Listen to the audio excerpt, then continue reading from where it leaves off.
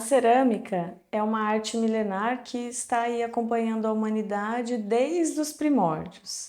E o processo de produção cerâmica ele passa necessariamente pela relação dos quatro elementos, né? Nós temos a terra, o ar que vai sendo perdido dessa peça em conjunção com a água, né? Que vai saindo e vai secando a argila e o fogo. A partir disso é que a gente deixa de ser barro e passa a ser cerâmica.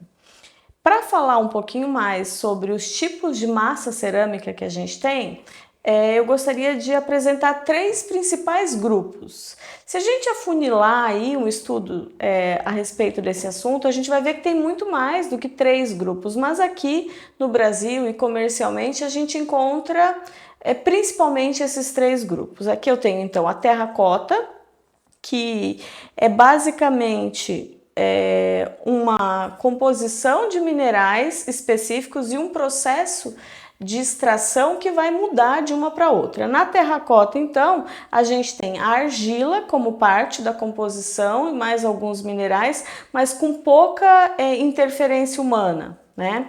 E elas aguentam em média aí 1050 graus no máximo de queima, em média, porque dependendo da composição de minerais que são colocadas nela, ela vai aguentar mais do que isso.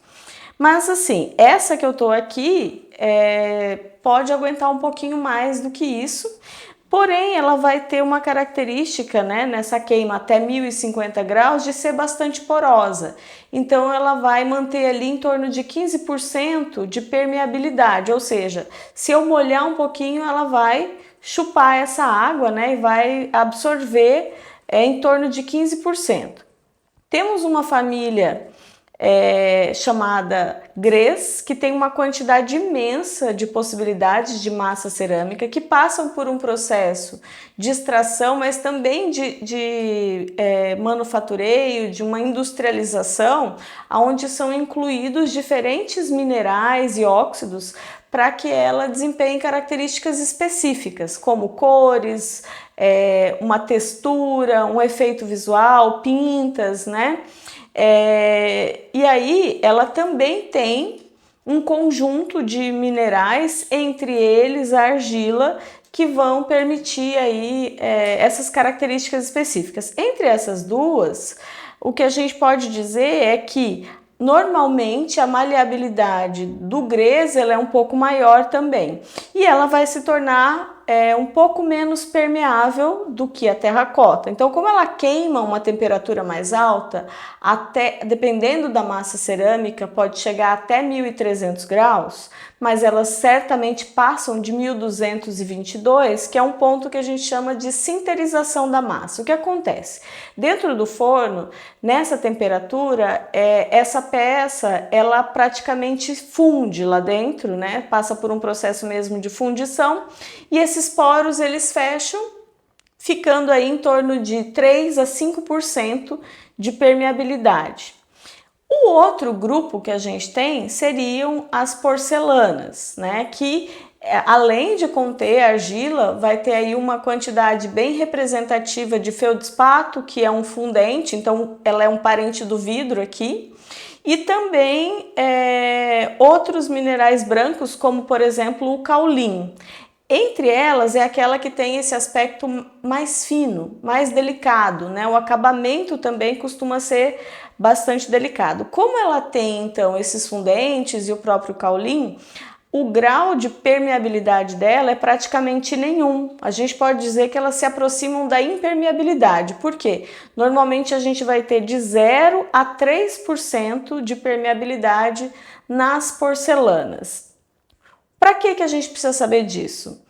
Para a gente poder escolher o material a partir do que a gente vai fazer. Então, especificamente falando sobre joias em cerâmica, a gente vai ter referências finais de acabamentos diversos. Eu trouxe alguns exemplos do que pode ser feito com elas para mostrar. Então, aqui eu tenho um pingente feito de terracota. A terracota, como ela tem uma grande quantidade de ferro, ela mantém essa característica terrosa, né? Da coloração mais amarelada, avermelhada aqui, mesmo depois da queima. Essa peça foi queimada a 1000 graus e ela não tem nenhum acabamento vidrado, ou seja, não tem esmalte por cima dela, ela tá natural aqui, tá? E assim, se eu molhar um pouquinho, ó, dá pra ver que ela absorve, ela chupa, né, essa água que tá presente aqui. Por quê? Porque ela é bastante porosa. Trouxe alguns exemplos, então, de grès, né? Com duas massas diferentes, que são aquelas que normalmente eu até uso no ateliê. Essa daqui é um grès que chama creme baunilha. E ela é bem clarinha. E aí, quando recebe um esmalte cerâmico, no caso aqui é um vermelho, e ela foi queimada duas vezes. A primeira a 1000 graus, recebeu a esmaltação, e uma segunda queima a 1240 graus. E aí esse esmalte vermelho, ele chegou nessa coloração, nesse brilho, ele é um esmalte mate, mas ele é semi-brilho ainda. E aí a gente percebe que ele cobriu bem a peça, né? Se eu molhar a parte de trás, que tá aqui no cru, ela molha, mas ó, boa parte dessa água escorre já imediatamente e bem pouquinho foi absorvido. Por quê? Porque ela fecha mais. Então ela acaba sendo mais resistente que a terracota porque os poros estão mais fechados. Se eu derrubar, vai ser mais fácil de quebrar a peça terracota do que a peça feita no grès. Que outros tipos de grès a gente pode ter? Uma infinidade deles, né? Pode ter uma massa mais escura, por exemplo. Eu tenho aqui essa xícara que foi feita numa massa que ela tem esse marrom, ela chama marrom lotus. Foi extraída pela Terra Nova, é a marca da massa aqui, e ela tá por fora sem esmalte nenhum. Essa é a cor dela, queimada 1240 também. Essa foi feita no torno, né? Essas outras que eu tô mostrando aqui foram todas técnicas manuais.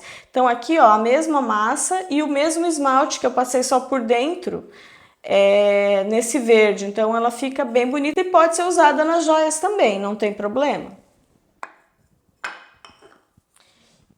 Outra massa que a gente pode ter, que eu tenho essas duas possibilidades aqui, esse mesmo... na verdade, um outro tipo de grès diferente do que eu tenho aqui, que é o tabaco da Pascual. E como ele tem uma composição com um conjunto de óxidos, ele abre umas pintinhas quando queimado a partir de 1222 graus. Também foi queimada a 1240 essa. E como a peça abre as pintinhas, a gente enxerga no esmalte também como isso está acontecendo, né? Então, assim... dá para perceber essa diferença visual na própria peça. Então, se a intenção for que isso apareça, pode ser uma boa escolha, né? Esse efeito mais manchado também, que ela confere. Diferente dessa aqui, que é uma massa lisa, né? Ela não tem pintas, e aí o esmalte ficou também com a identidade dele de ser uma cobertura mais inteira, né? Ele não é um esmalte que reage. Aqui também é um esmalte um pouco mais reativo, que ele muda, né? Ele cria manchas, efeitos, às vezes até escorridos, conforme a forma da peça. Também feito aqui na Tabaco, tem essa peça em azul, né? Então ela também abre as pintinhas, é um outro esmalte também reativo, então tem pequenas manchas em verde, né? Então, sendo essa a intenção, é bacana explorar alguma massa cerâmica que tenha já na composição dela a possibilidade de alguma cor diferente. E alguns exemplos na porcelana. Então, ó, essa peça aqui tá... Eu sujei ela de argila ali no meio, não é mancha do esmalte não, tá? Mas ela tá feita na peça clara e aqui ela tá feita na porcelana, bem branca mesmo, né? Durante todo o processo, desde a massa, ainda nesse ponto pastoso aqui, até chegar na cerâmica já queimada, ela é bem branquinha.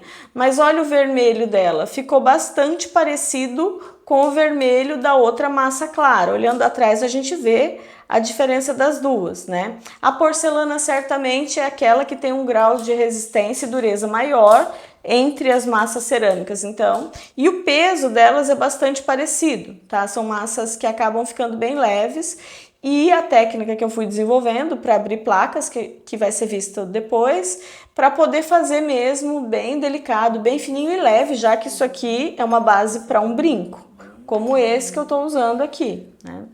Em porcelana. Esse que eu estou usando é exatamente esse efeito, só com esmalte transparente em cima da porcelana, então traz esse refino, traz esse cuidado. Agora, se o esmalte é reagente, a gente percebe que vai gerar manchas aqui também, então isso aqui é um efeito da própria esmaltação. Quando eu tenho a intenção de reforçar isso, eu posso inclusive imprimir uma textura na peça, como é o caso dessa aqui, e aí eu vejo, né, as manchas aqui, que o esmalte já era propenso a isso, então eu criei alguma rugosidade na peça para que isso se destacasse ainda mais. Outras coisas que a gente pode fazer, né? Aqui eu tenho uma porcelana também e eu usei um óxido para destacar uma textura que tinha aqui embaixo. No caso, foi uma aguada de óxido de cobalto, que a gente vai ver mais lá na frente. Enfim, né? Então, os efeitos são diversos. Um último exemplo, né, do que a gente pode fazer é uma mistura de massas. Neste caso, é uma única massa. Eu fiz um marmorizado com porcelana e eu colori as porcelanas. Eu usei o óxido de cobalto e o óxido de ferro. O óxido de ferro na queima de 1230 graus que foi feito nessa peça aqui, ele muda de cor e ele vai para um cinza, né? Ele fica mais acinzentado, ele perde o vermelho. Mas ficou bem bonito ainda assim. Essa mistura poderia ser feita com massas cerâmicas de cores diferentes. O que é importante pensar? Assim, para essas misturas, é lógico que a gente vai detalhar isso depois, mas já para ter uma noção prévia, que é o que eu estou fazendo aqui, seria fazer a composição de massas que tenham o mesmo grau de retração. Por quê? Conforme ela for secando e também durante o processo de queima, ela vai diminuir de tamanho, ela vai perdendo líquido e vai retraindo. Tem massas que retraem mais e massas que retraem menos, então precisa ter esse teste, esse conhecimento do que vai caminhar bem em conjunto para dar certo. Então é sempre bacana a gente pensar em qual é a intenção, o que eu pretendo, que efeito que eu quero causar, para quem que são as peças que eu estou desenvolvendo e quais são as massas que vão me permitir ter aquilo que eu desejo. Bom, então eu espero que você tenha gostado, aproveitado esse momento introdutório aqui e nós nos vemos na próxima aula.